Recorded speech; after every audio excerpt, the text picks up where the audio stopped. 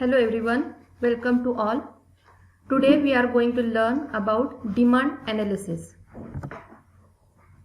This presentation will cover introduction, meaning of demand, definition of demand, demand schedule. There are two demand schedules, individual demand schedule and market demand schedule. Next is why demand curve slopes downwards from left to right. Next is types of demand and determinants of demand. Introduction. Utility is the basis of demand. Utility may generate a desire or a need to have a particular commodity, but utility on its own cannot generate demand for the commodity. Demand analysis is concerned with consumer behavior. Next is meaning of demand. Demand is the amount of goods and consumers and buyers are willing and capable to buy for a specific price in a specific time period, while everything else remains the same.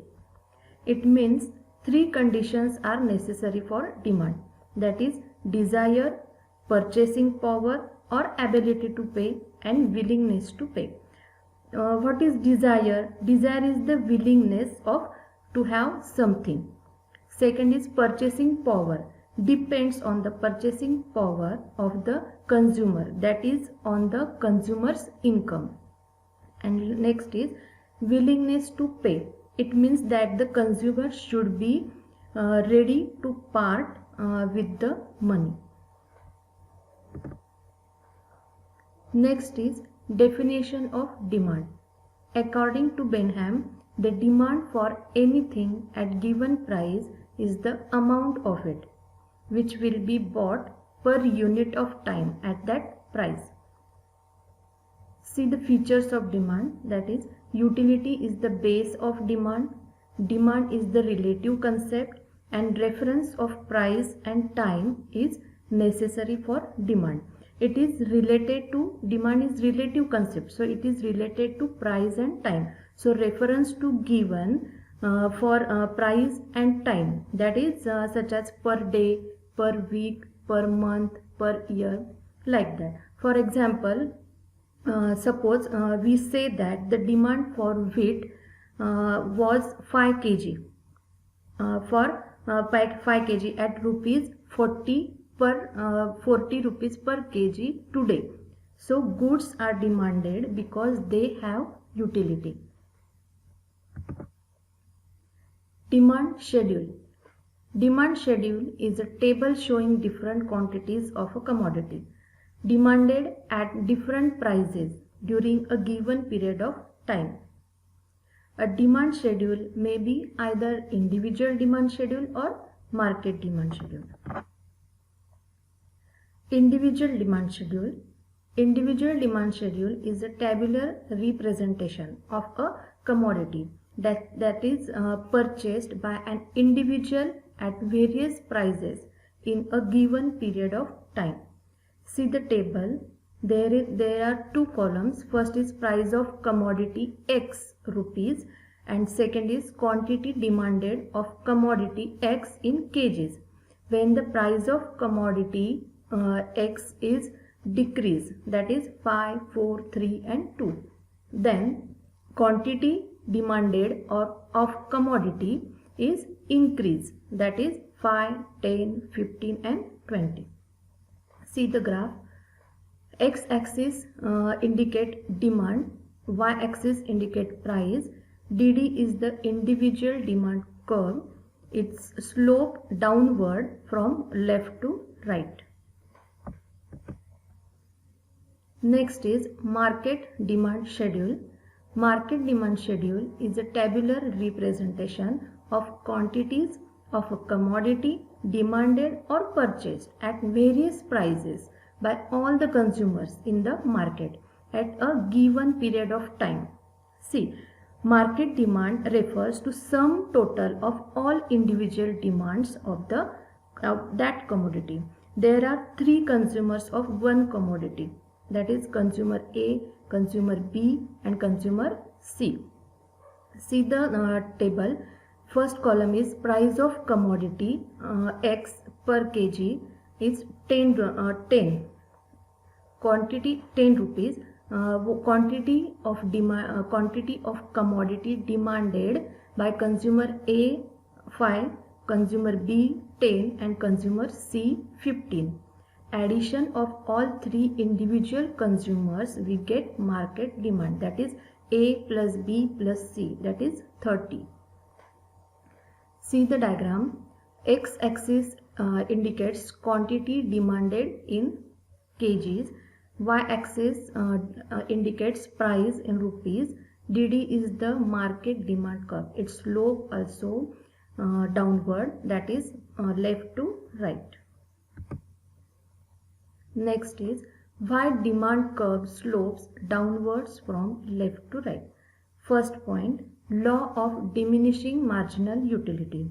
As we know that stock of commodity increase. When stock of commodity increases, marginal utility diminishes.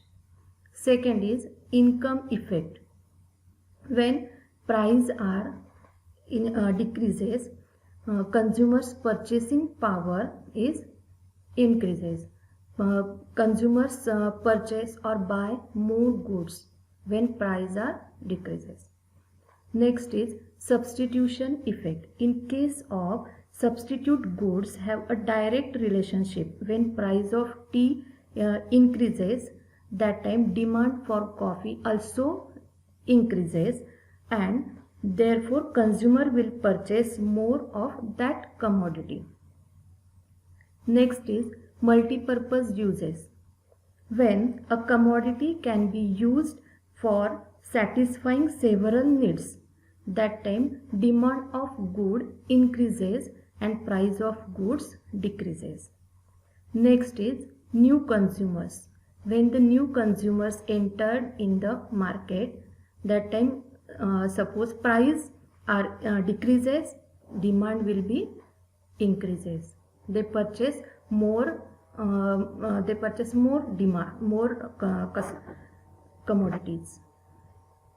Next is types of demand. First is direct demand.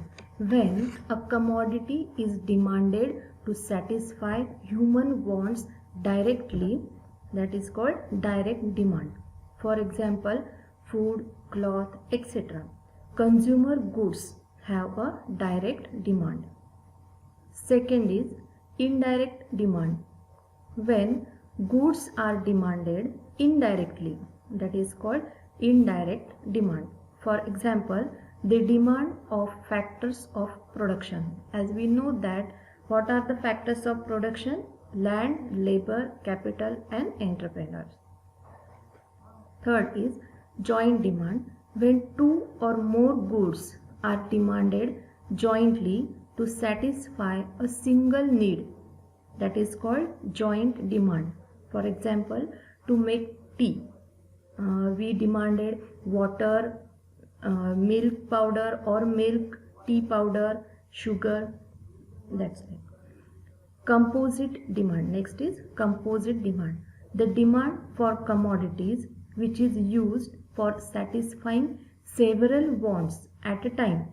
For example, demand for electricity, demand for steel. It is used for manufacturing cars, manufacturing home appliances, manufacturing machines, like that. Next point is competitive demand. When demands of commodity competes with its substitutes, it is called competitive demand. For example, ink and pen. When the demand of pen is increased, that time demand of ink is also increased. Another example is pen and refill when tea and coffee, like that. Next point is determinants of demand. First is price. When there is a inverse relationship between price and demand. When higher price, the demand is less, and when the lower price, demand is high. Next point is income. Market demand is directly related to the consumer's income. So higher the income, market demand is more. Next is prices of substitutes. Rise in price of petrol will increase the demand for diesel. That is prices of substitute. Next is complementary goods. When price of complementary goods like car and petrol changes, the demand changes in the opposite directions. Next is nature of product. Nature of product: if a commodity is a necessity and its use is unavoidable, then its demand will continue to be the sum irrespective of the corresponding price. For example, medicine for the to control blood pressure, like that. Next is size of population. Size of population: an increase in population leads to an increase in market demand. Suppose this demand is for goods and services. Suppose larger the child population, more the demand for goods, that is toys, sweets, or books, etc. Next point is expectations about future prices. See, people think that the price of commodity increase or suppose price of commodity is decrease in future, then people purchase more commodities in present. Next point is advertisements. Advertisements, continuous advertisements and persist brainwashing influence the consumer's demand for a product. Next is taste, habits and fashions. Habits influence market demand. For example, demand for cigarettes, liquors, etc. Sometimes fashion change the attitude and preference of people, which in turn change market demand. Next point is level of taxation. Government taxation policies affect demand. Next point is other factors. Change in any climatic conditions, then traditions, political and social factors are also affect demands. For example, demand for woolen cloth increases during winter. Then a demand for crackers or sweets increase or more than during Diwali.